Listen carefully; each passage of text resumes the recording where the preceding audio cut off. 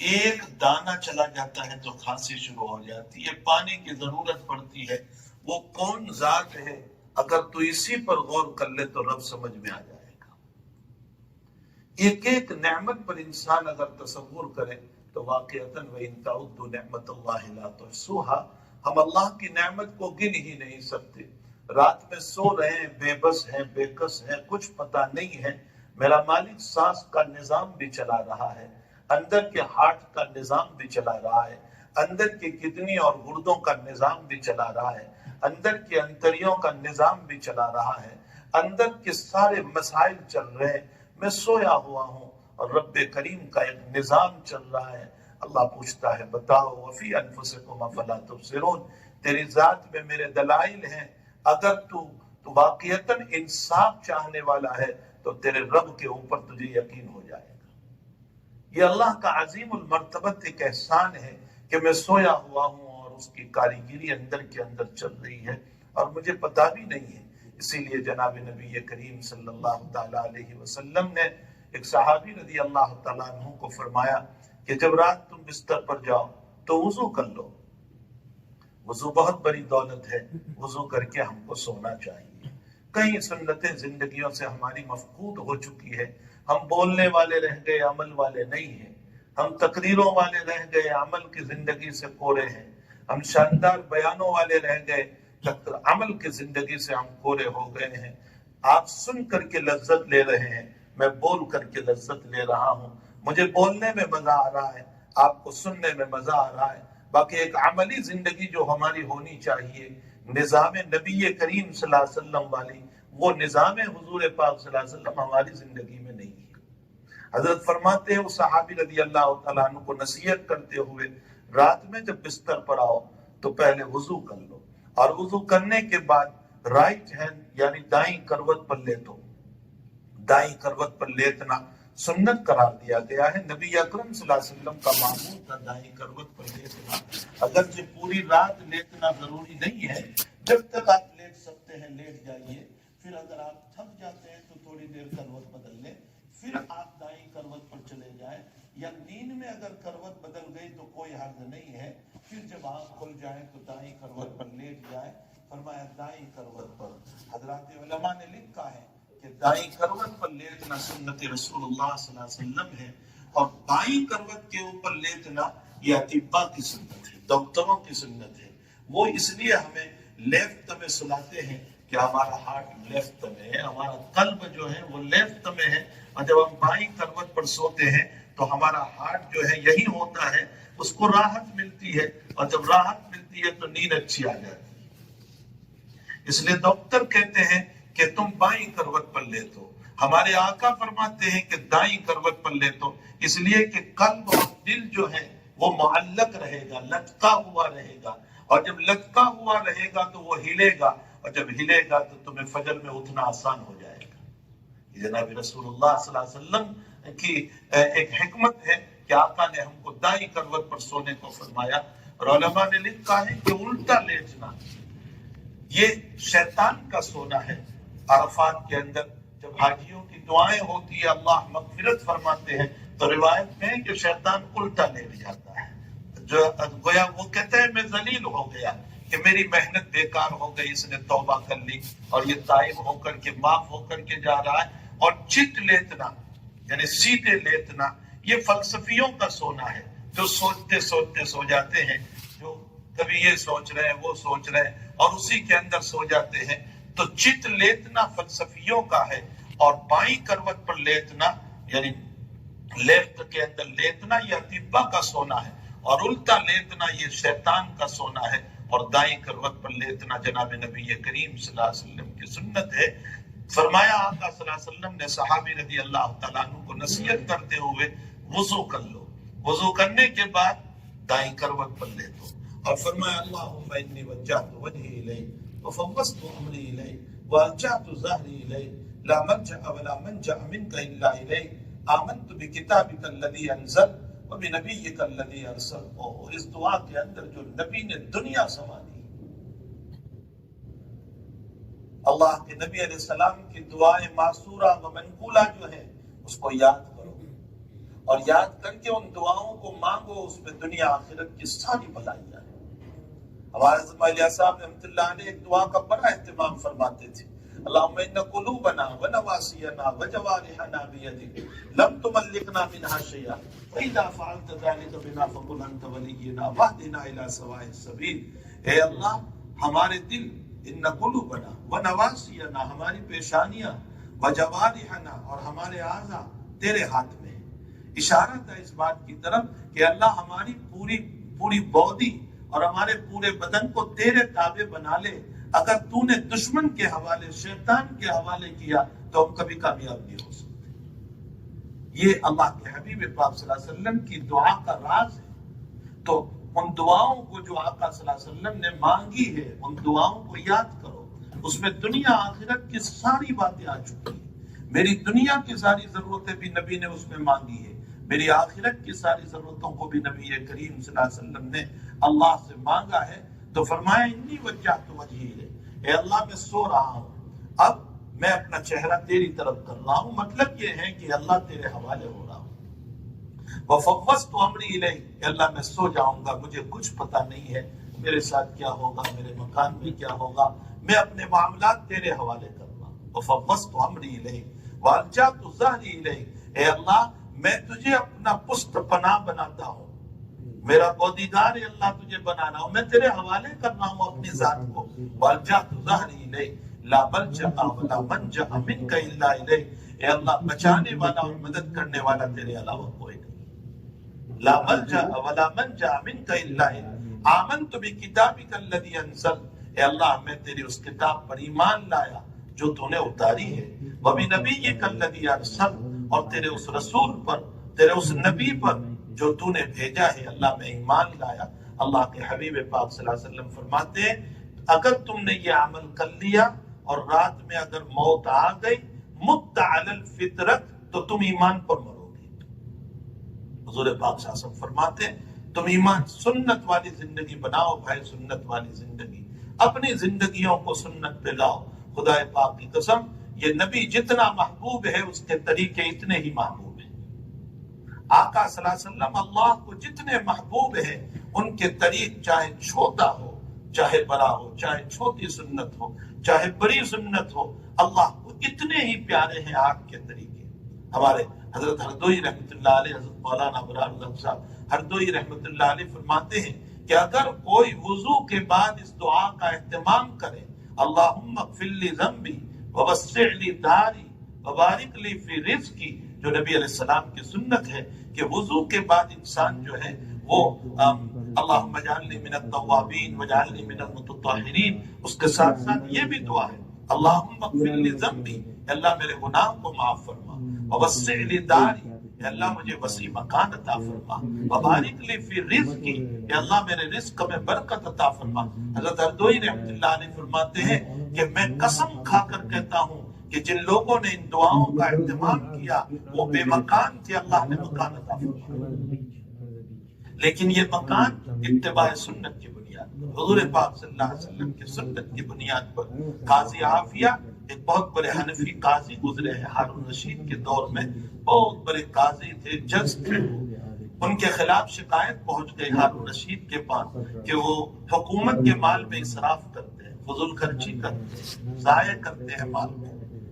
تو جج کو بلا لیا دربار میں، اب چاروں طرف وزراء ہے، پولیس کھڑی ہے، ہارون رشید اپنے تخت پر ہے، سوالات پہ سوالات ہو رہے ہیں، ان کو جو کچھ ان کے خلاف جو فائل بنی تھی تو اب سوالات ان کو ہوتے جا رہے ہیں، اور اسی درمیان ہارون رشید کو چھینک آ گئی۔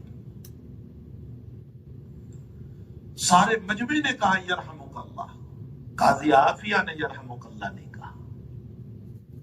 ہارون رشید نے کہا کہ سارے مجمع نے مجھ کو دعا دیا، آپ نے مجھ کو دعا نہیں دی، اس لیے کہ آپ کا مقدمہ میرے پاس ہے، تو دشمنی میں آپ نے دعا نہیں دی۔ فرمایا نہ، یہ مسئلہ نہیں ہے۔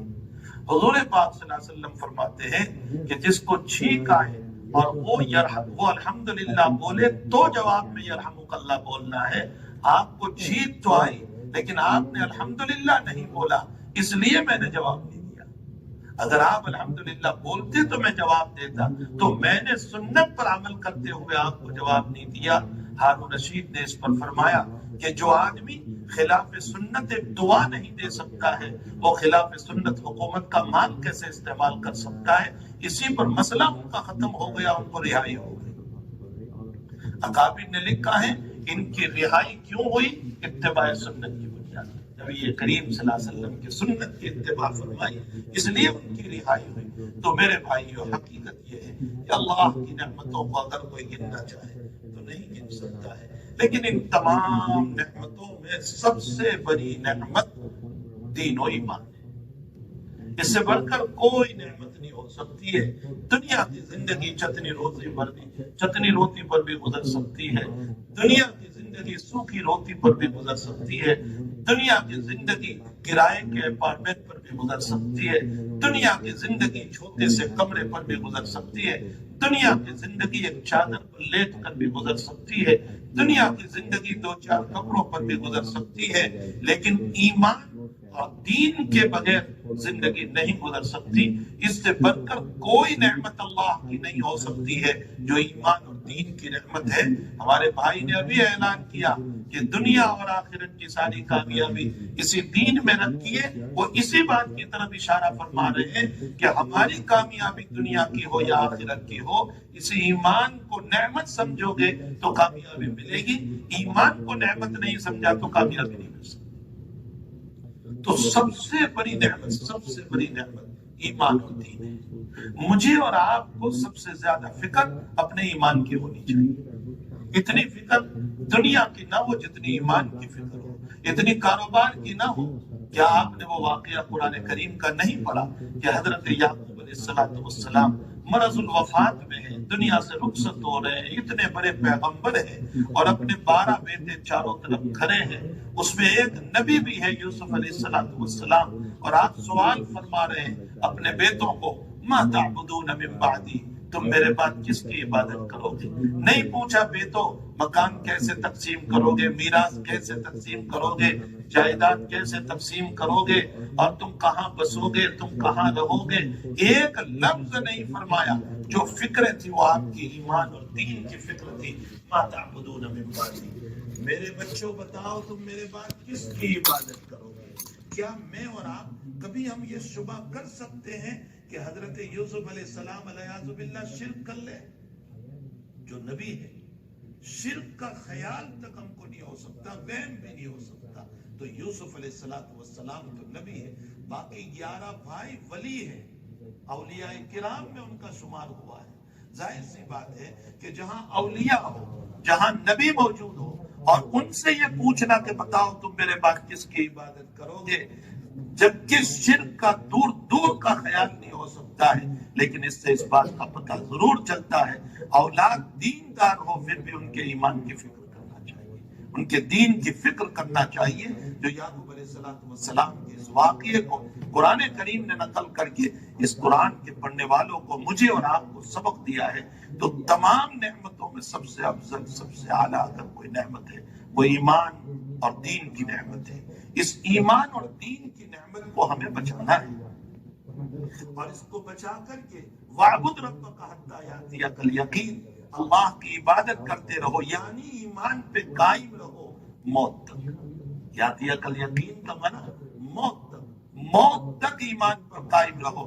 بس موت کے وقت لا الہ الا اللہ اور دنیا سے رخصت ہو گئے، سمجھ لو ہم کامیاب ہو گئے، ہم کامیاب ہو گئے۔ پھر تو ایمان کے مزے ہی مزے ہیں، قبر میں بھی، آخرت میں بھی، حشر میں بھی مزے ہی مزے ہیں، لیکن موت تک ہمیں اپنے ایمان کو بچانا ہے، اس لیے کہ باطل دعوتیں ہیں، غلط دعوتیں ہیں، باہر کا ماحول ہے، اوریانیت ہے، شیطان ہے، نفس ہے، ان تمام دشمنوں کے بیچ میں مجھے اپنے ایمان والے دامن کو بچانا ہے۔ ظاہر سی بات ہے کہ مقابلہ تو کرنا ہی پڑے گا، اور وہ مقابلہ وہ ہوگا جس میں میرا نفس فجر کو نہ چاہے اور میں کھڑا ہو جاؤں۔ یہ نفس سے مقابلہ ہوا، یہ شیطان سے مقابلہ ہوا، یہ ماحول سے مقابلہ ہوا۔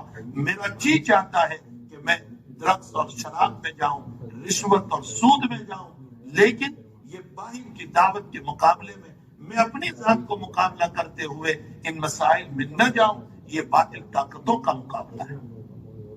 تو ایمان اور دین، اس کو بچانا ہمارے لیے ضروری ہے۔ یہ ایمان اور دین بچے گا کیسے؟ اللہ تعالیٰ قرآن کریم میں اس کو فرماتے ہیں. اللہ تعالیٰ نے فرمایا کہ یاد رکھو ثم استقاموا ان الذين قالوا ربنا اللہ، ایمان ہو گیا، قالوا ربنا اللہ ایمان ہو گیا، ثم استقاموا استقامت. استقامت کا معنی ہوتا ہے حضور پاک صلی اللہ علیہ وسلم نے دین پر چلنے کو جیسے فرمایا ویسے چلے. یہ ہے استقامت. آپ نے جیسی لائف اور زندگی عطا فرمائی اس کے مطابق ہم چلیں، یہ ہے استقامت. اگر طریقہ نبوی پر چلے ہیں انشاءاللہ دین باقی رہے گا. ثم استقاموا. یہ اور یاد رکھو جب ہم خود اپنی زندگی بناتے ہیں، دوسروں کی فکر جب کرتے ہیں، قرآن کریم میں اللہ تعالیٰ نے فرمایا والعصر، قسم ہے زمانے کی، ان الانسان لفی خسر، سارے لوگ نقصان میں ہیں مگر کامیاب کون؟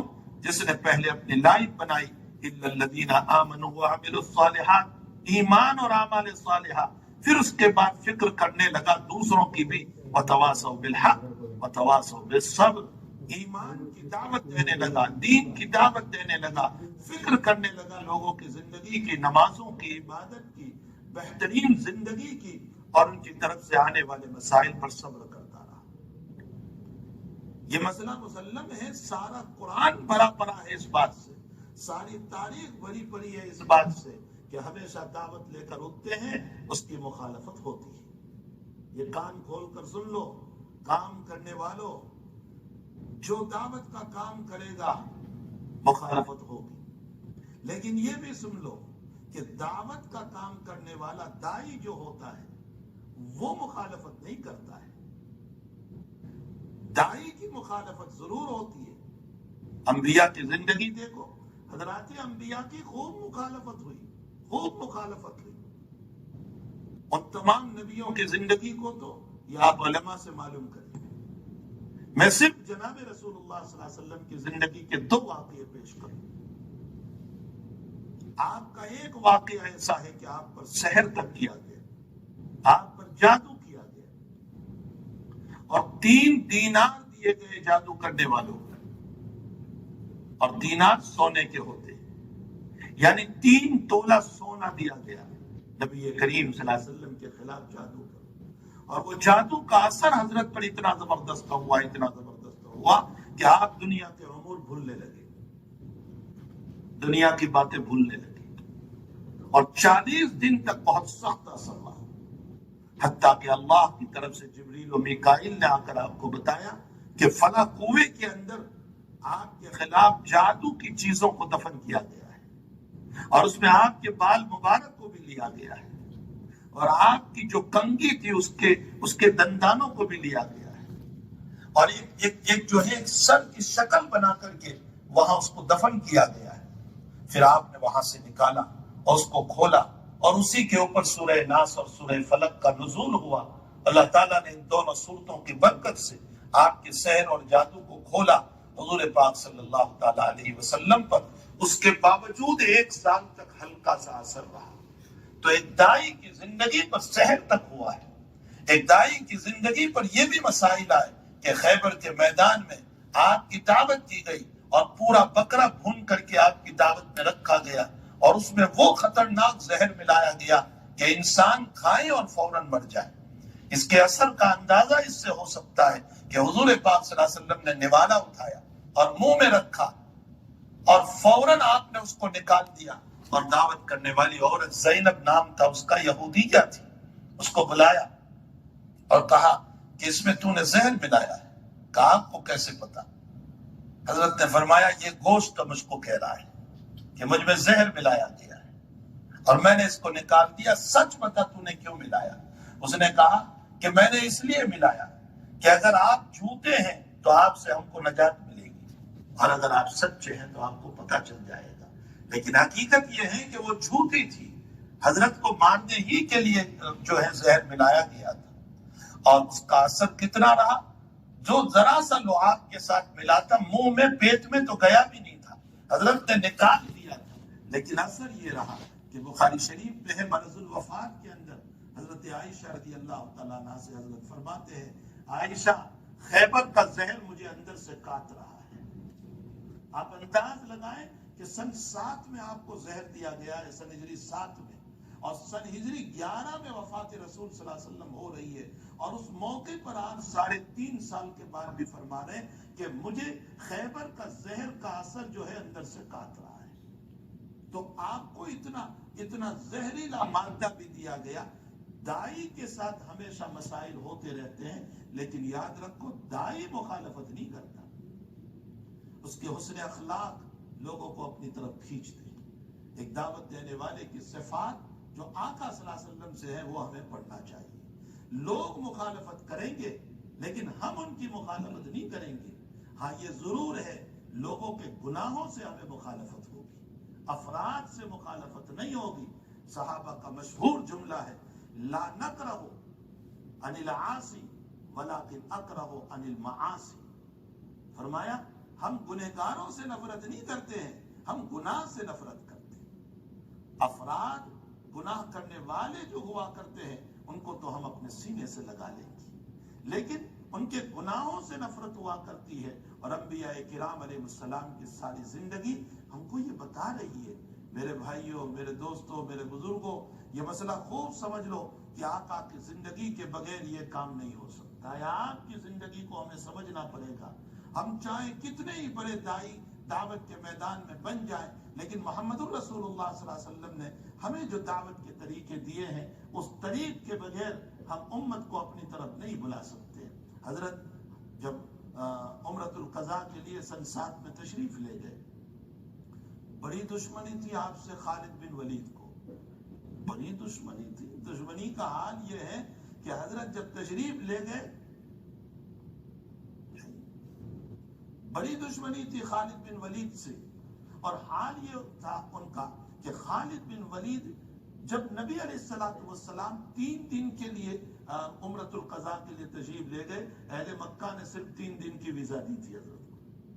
یہ طے کیا تھا شرط میں کہ آپ اگلے سال آؤ گے، 3 دن سے زیادہ نہیں رہو گے، تو 3 دن کی صرف آپ کو ویزا دی تھی مکہ والوں نے۔ جب وہاں پہنچے تو خالد کے بھائی ولید بن ولید یہ پکے مسلمان تھے، نبی کریم صلی اللہ علیہ وسلم کے ساتھی تھے۔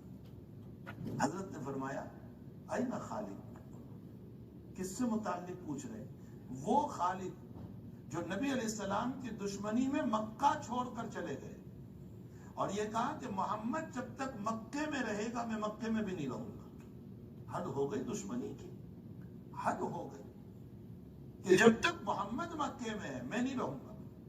اور فرمایا مجھے موقع ملے تو وہ سجدے میں ہو یا رکوع میں ہو یا نماز میں ہو اس کو قتل کر کے رہوں گا۔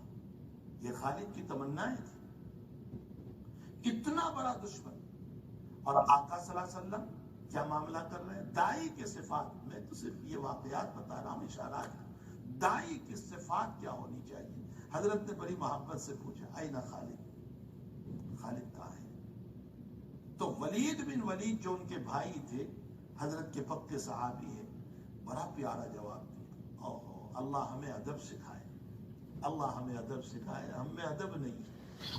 ہم قرآن کے باب میں بھی بے ادب ہے، حدیث کے باب میں بھی بے ادب ہے، روایتوں کے باب میں بھی بے ادب ہے، ماں باپ کے باب میں بھی بے ادب ہے، بڑوں کے باب میں بھی بے ادب ہے، علماء کے باب میں بھی بے ادب ہے۔ ہم بے ادب بن چکے۔ آپ نے جب پوچھا اینا خالد، خالد کہاں، تو یہ نہیں کہا کہ حضرت آپ کی مخالفت میں چلا گیا، وہ تو آپ سے بڑی دشمنی کرتا ہے اس لیے چلا گیا۔ ہم ہوتے تو یہی جواب دیتے۔ اس سے نبی کا دل دکھتا، اس سے حضرت کا دل دکھتا۔ اگر یہ کہا جاتا کہ وہ آپ کی دشمنی میں چلا گیا، آپ سے نفرت کر رہا ہے اس لیے مکہ چھوڑ کر چلا گیا، تو حضرت کو قلبی تکلیف ہوتی۔ کیا جواب دیا؟ سیرت کی کتابوں میں لکھا ہے، یا رسول اللہ وہ کہیں گئے، یا اللہ بھی، کتنا پیارا جواب ہے، یا اللہ بھی، اللہ لے آئیں گے ان کو، اللہ لے آئیں گے۔ اور بھائی ہم بھی اللہ ہی کے لانے پر آئے ہوئے ہیں۔ اپنے اوپر غرور نہ کرو کہ میں نے نماز پڑھی اور میں نے کوئی کام کیا اور میں نے فلاں کیا، ہم بھی اللہ ہی کے لانے پر آئے ہوئے۔ توفیق کا لفظ جو ہم بولتے ہیں، یہ توفیق حقیقت میں سبب ہے۔ اللہ کا توفیق دینا یعنی اس کا سبب پیدا کرنا کہ میرے دل میں اس نے داعیہ دیا کہ میں مغرب کی نماز پڑھوں، اور اس نے مجھ کو گاڑی میں بٹھایا، اور وہ مجھ کو گاڑی میں بٹھا کر یہاں تک لے آیا، اور میں نے جماعت کے ساتھ نماز پڑھی۔ ہم سب بھی اللہ ہی کے لائے ہوئے، میرا آپ کا کوئی کمال نہیں، اللہ ہی کی ہدایتوں پر، اللہ کے چاہنے پر، اللہ کے منشے پر ہم سب کچھ کرتے ہیں۔ اور جس دن یہ امت اللہ کی مشیت کو بھولے گی، اللہ کے چاہنے کو بھولے گی، اور امر بالمعروف اور نہی عن المنکر کو چھوڑے گی، تو روایتیں بھری پڑی ہے کہ پھر اللہ تعالیٰ اس امت کی پکڑ کرتا ہے۔ پھر حالات، پکی بات ہے، اس میں دو رائے نہیں ہو سکتی، پکی بات ہے۔ فَلَمَّا آسَفُونَا انتَقَمْنَا مِنْهُمْ، قرآن میں عقل فیصلہ اللہ نے بیان کر دیا۔ فَلَمَّا آسَفُونَا، جب تم مجھ کو غصہ دلاؤ گے تو پھر میں تم سے بدلہ لوں گا۔ پکی بات ہے یہ قرآن کی، اس میں دو رائے نہیں ہو سکتی۔ اللہ کی یہ اصول ہے جو قرآن میں بیان کی۔ اور اللہ کو غصہ ہم کیسے دلائیں گے؟ جب اپنی ذات پر اعتماد، اللہ کی توفیق کو بھولنا، مشیت خدابندی کو بھولنا، اور غرور، تکبر، امر بالمعروف کو چھوڑنا، نہی عن المنکر کو چھوڑنا، اور اپنی ذاتوں پر اعتماد کر کے بیٹھ جانا، یہ سب اللہ کو غصہ دلانے والی چیز ہے۔ فلما آسفونا، جب تم مجھ کو غصہ دلاؤ گے تو اس صورت میں پھر انتقمنا، میں تم سے بدلہ لوں گا۔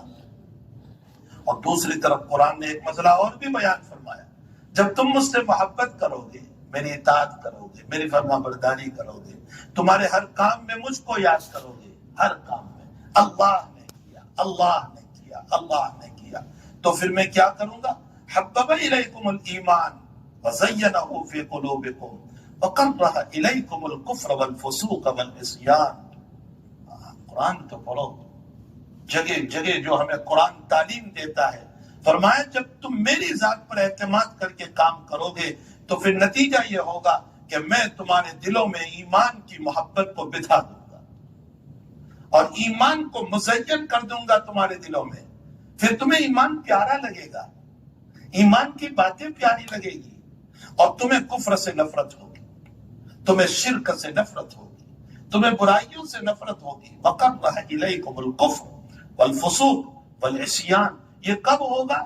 جب اللہ کے منشے پر ہم چلیں گے، اس کی مشیت پر چلیں گے، اور ہر قدم پر میری نماز اس کی توفیق سے، میرا بولنا اس کی توفیق سے، میرا کھانا اس کی توفیق سے، میرا ایمان اسی کی برکت سے۔ جب مسئلہ یہ ہوگا تو انشاءاللہ تعالی حبب الیکم الایمان وزینہ فی قلوبکم وکرہ الیکم الکفر والفسوق والعصیان۔ تو صحابہ نے فرمایا یات اللہ بھی، اللہ تعالیٰ لے آئیں گے، یہ نہیں فرمایا تو دشمنی ہے، اللہ لے آئے گا خالد کو۔ تو اب اللہ کے نبی کا اپنے دشمن کے باب میں جملہ سنو، فرمایا فی خالد خیر، خالد میں تو بہت اچھے صفات ہیں۔ کیا فرما رہے ہیں؟ خالد میں تو بڑے اچھے صفات ہیں، اگر وہ ہمارے کام سے جڑ جائیں ہم اس کو اپنا بڑا بنا لیں گے۔ آج کل دنیا کا حال کیا ہے کہ اپوزیشن والوں کو قتل کرانے کی فکر ہوتی ہے، ختم کرو اس کو، یہ مقابل میں ہے، بتاؤ اس کو۔ اور اللہ کا نبی جو ایک داعی ہے وہ اپوزیشن والے کو کیا کہہ رہا ہے؟ اپنے دشمن کو، اگر وہ میرے کام سے منسلک ہو جائے میں اس کو اپنا بڑا بنا لوں گا۔ اللہ کے نبی علیہ السلام 3 دن کے بعد مکے سے روانہ ہو گئے، لیکن یہ پوری بات ولید بن ولید بھائی نے خالد بن ولید کے سامنے نقل فرمائی، اور یہ کہا کہ حضور پاک صلی اللہ علیہ وسلم نے آپ کے باب میں یہ جملے فرمائے۔ خالد کے دل میں یہ باتیں اتری، اور اسی وقت گھوڑا لیا اور مدینے کی طرف چلے، اور دربار نبوت میں پہنچ کر کے ایمان قبول کر لیا۔ میں آپ کو صرف یہ بتانا چاہتا ہوں، اس کام کے نتیجے میں دنیا مخالفت کرے گی لیکن ہمیں مخالفت نہیں کرنا ہے، قطعاً نہیں۔ ہماری صفات وہ ہو کہ ہمارے اخلاق کی بنیاد پر، ہمارے کریکٹر کی بنیاد پر، ہماری زبان کی بنیاد پر، ہمارے بول کی بنیاد پر لوگ ہم سے قریب ہوں۔ فرمائے ان الذین قالوا ربنا اللہ، جس نے کہا وہ ہمارا رب ہے، ثم استقاموا، پھر استقامت کے ساتھ، استقامت جو نبی کریم صلی اللہ علیہ وسلم نے ہمیں بتایا اس طرح پر، ثم استقاموا تتنزل علیہم الملائکہ، استقامت میں یہ ساری باتیں آ گئی، مخالفت ہوگی، حالات ہوں گے، مسائب ہوں گے، پریشانیاں ہوں گی، لوگ نہ بولنے کے کلمات آپ سے متعلق بولیں گے، لیکن میرے بھائیوں یہ بھی یاد رکھو، حضرت معاویہ صاحب رحمۃ اللہ علیہ فرمایا کرتے تھے کہ اس کے جواب کے چکر میں نہ پڑنا، جواب کے چکر میں نہیں، جواب کے چکر میں پڑو گے کام نہیں کر پاؤ گے۔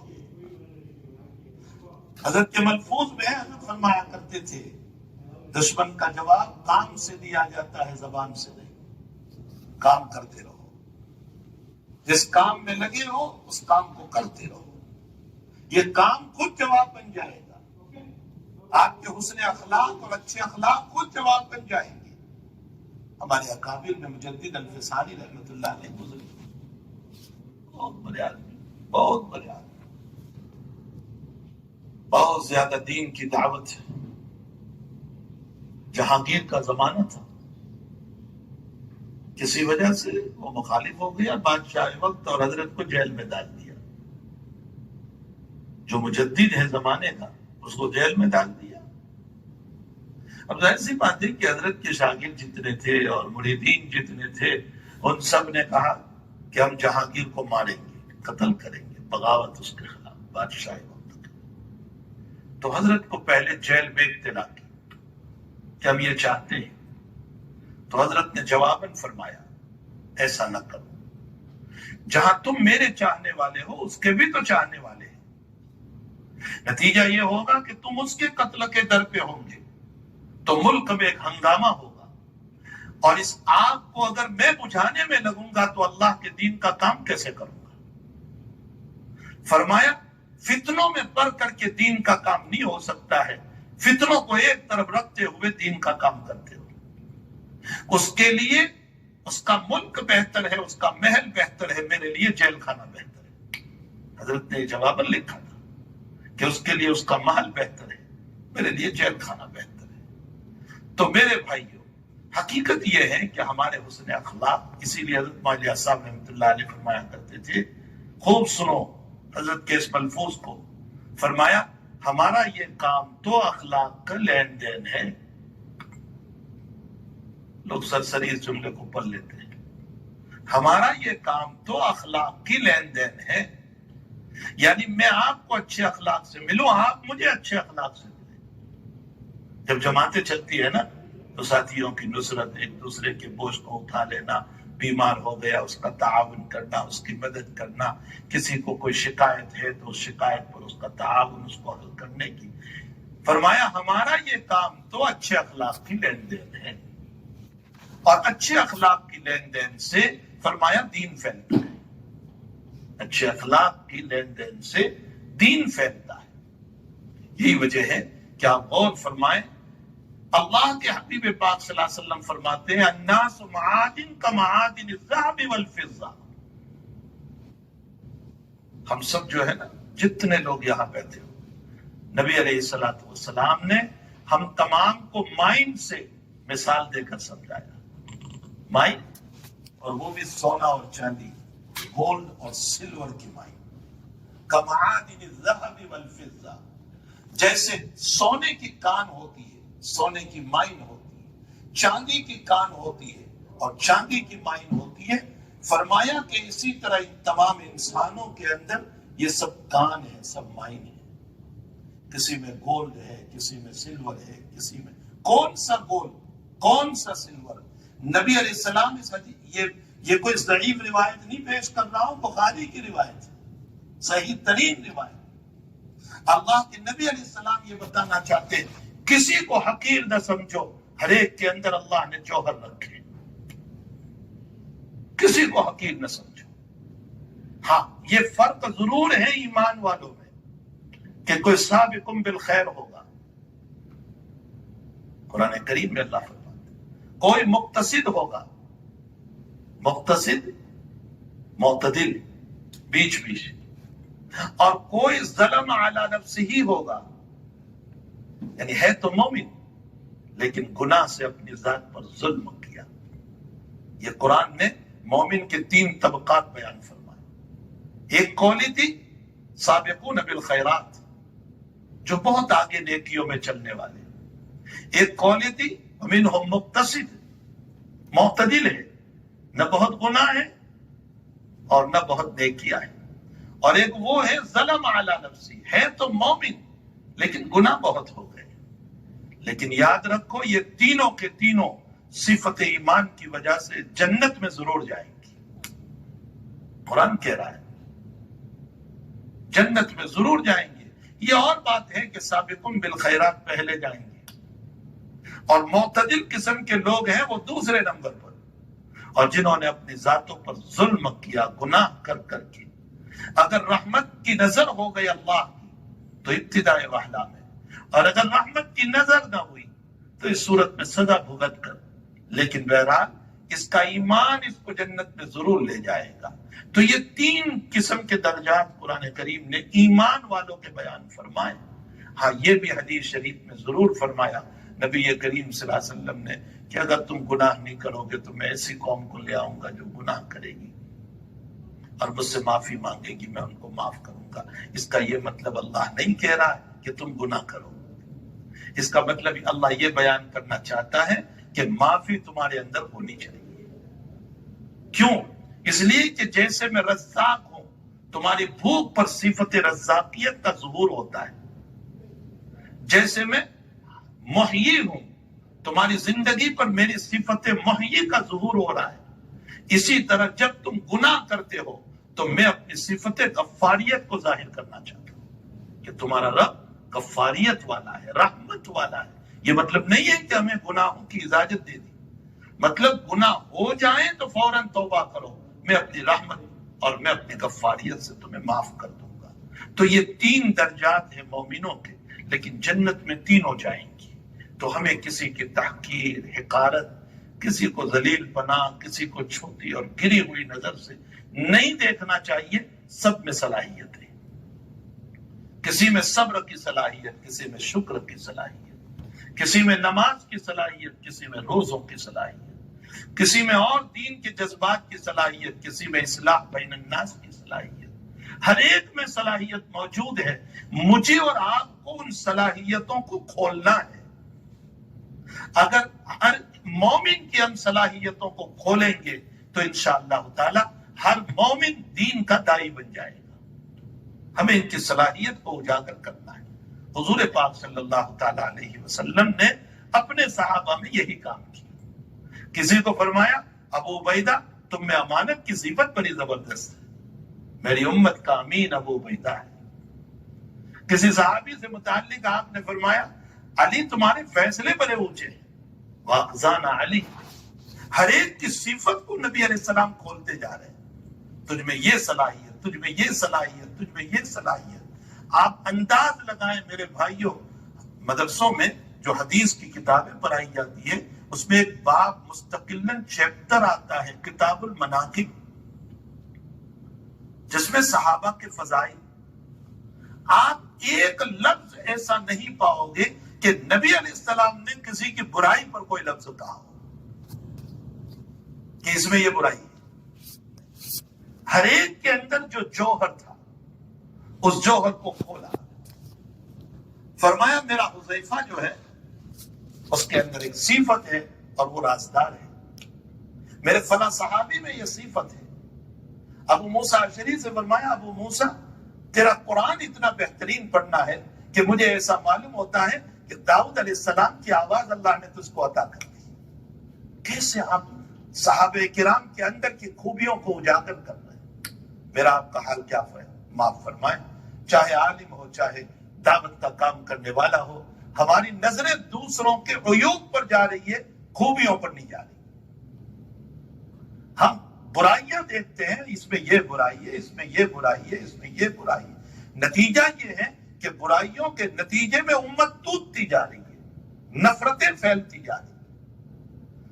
حضور پاک صلی اللہ علیہ وسلم نے فرمایا اگر آپس میں پیار، محبت، اتفاق اور اس کام کو اٹھانا ہے اور امت میں اس دین کو پھیلانا ہے تو ہمیں لوگوں کی خوبیاں دیکھنا ہوگا اور ان خوبیوں کو اجاگر کرنا ہوگا. الناس معادن کمعادن الذهب والفضة. یہ انسان جو ہے وہ ایک مائن ہے سونے اور چاندی کی طرح، ہر ایک میں خوبیاں بھری ہوئی ہیں. تو ان خوبیوں کو ہمیں کھولنا ہے. نبی اکرم صلی اللہ تعالیٰ علیہ وسلم نے یہ سارے اصول دے کر کے ایک دین کے دائی کو سجایا ہے، اور انہی مسائل پر ہماری دنیا بھی بنے گی، ہماری آخرت بھی بنے گی. آپ ساری دنیا کے انجینئر بن جائیں، لائر بن جائیں، ڈاکٹر بن جائیں، کچھ بھی بن جائیں، لیکن اصل کامیابی تو مرنے کے بعد کی ہے، اور وہ مرنے کے بعد والی کامیابی تو ایمان ہی پر ہے. نہ لائر پر، نہ انجینئر پر، نہ ڈاکٹر پر، کسی پر نہیں، کسی چیز پر نہیں ہے. اگر کامیابی ہے تو وہ ایمان اور اعمال صالحہ پر ہے. الا الذین آمنوا وعملوا الصالحات. جو ایمان لایا اور اعمال صالحہ کی. بخاری شریف میں ایک روایت ہے، مثلی ومثل ما بعثنی اللہ بالعلم والہدى کمثل الغیث الکثیر. نبی علیہ السلام فرماتے ہیں کہ میں جس ایمان کو اور علم و ہدایت کو لے کر آیا ہوں، اس کی مثال ایسی ہے جیسا کہ بارش کا پانی. حضرت کیا کہنا چاہتے ہیں اس حدیث شریف میں؟ حضرت یہ بتانا چاہ رہے ہیں صلی اللہ تعالی علیہ وسلم، ارشاد فرما رہے ہیں کہ جیسے بارش کے ذریعے سے مردہ زمین زندہ ہوتی ہے، میرے علم و ہدایت سے تمہارے مردہ قلوب زندہ ہو جائیں گی. یہ تو تمام محدثین نے لکھا ہے. ہمارے حضرت معاذ صاحب رحمۃ اللہ علیہ شاملی کا اجتماع چل رہا تھا. حضرت شیخ زکریا رحمۃ اللہ علیہ بھی وہاں موجود تھے، حضرت معاذ زکریا صاحب رحمۃ اللہ علیہ بھی موجود تھے. حضرت معاذ صاحب رحمۃ اللہ علیہ بہت دور سے تشریف لائے تھے. یہ ہمارے بزرگوں سے میں نے واقعہ سنا ہے. بہت دور سے تشریف لائے تھے اور آئے اور ظہر کی 2 رکعت پڑھی اور سیدھے اسٹیج پر آئے اور بات شروع کی اور فرمایا کوئی مجھے چائے پلا دے. چائے کا ایک پیالہ لایا گیا، حضرت کے ہاتھ میں دی گئی چائے. حضرت معاذ صاحب رحمۃ اللہ علیہ کی کیفیت جو تھی، جنہوں نے دیکھا ہوگا جو حضرت کی کیفیت تھی کہ حضرت جب بولتے تھے تو توحید میں ایسے مستغرق ہو جاتے تھے کہ دنیا سے بے خبر ہو جاتے تھے. ایسا توحید کا جام پلاتے تھے.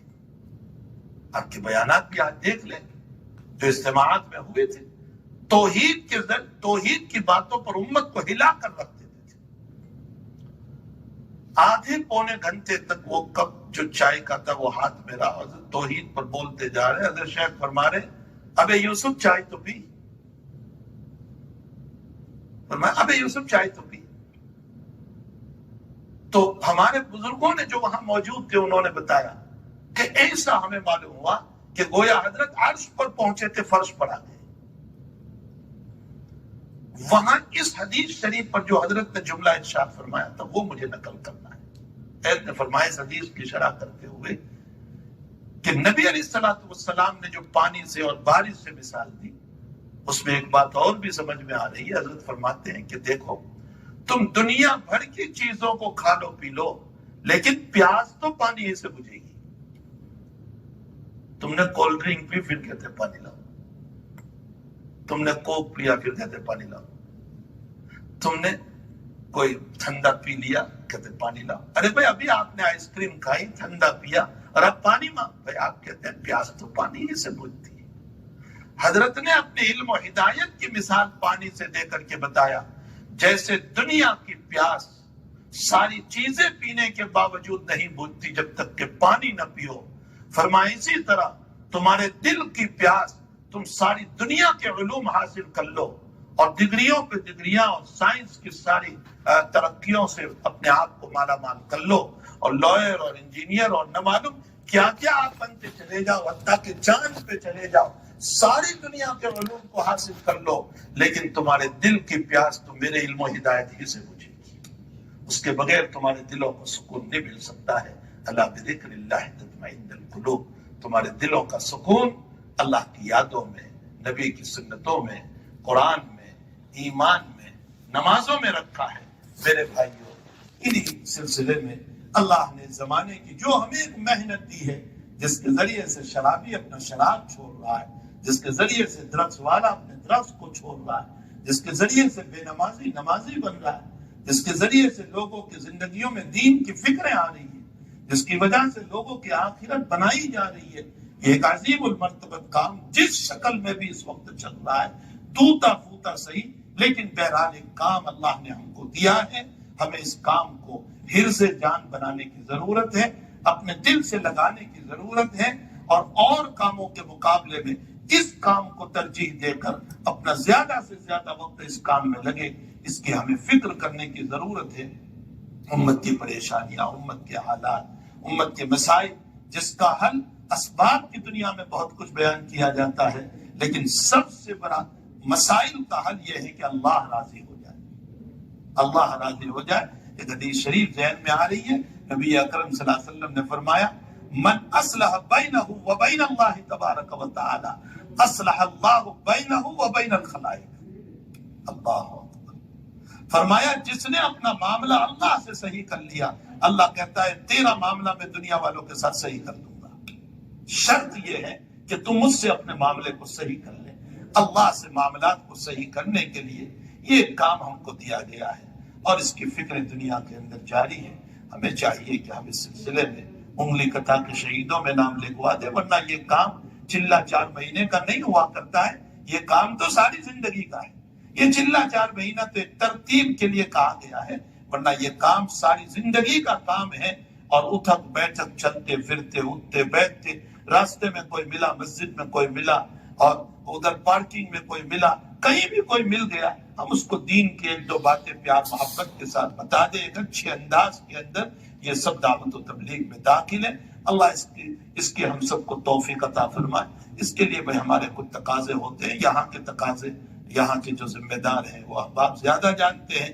ایک تو آپ کے لوکل تقاضے ہوا کرتے ہیں ملک کے، اور ایک بیرون ملک کے بھی اطراف کے تقاضے ہوا کرتے ہیں جو بھی آپ کے سامنے پیش کریں گے. اس لیے ہمیں چاہیے کہ اپنا وقت اللہ کے راستے کے لیے تھوڑا سا قربان فرمائیں. بتائیں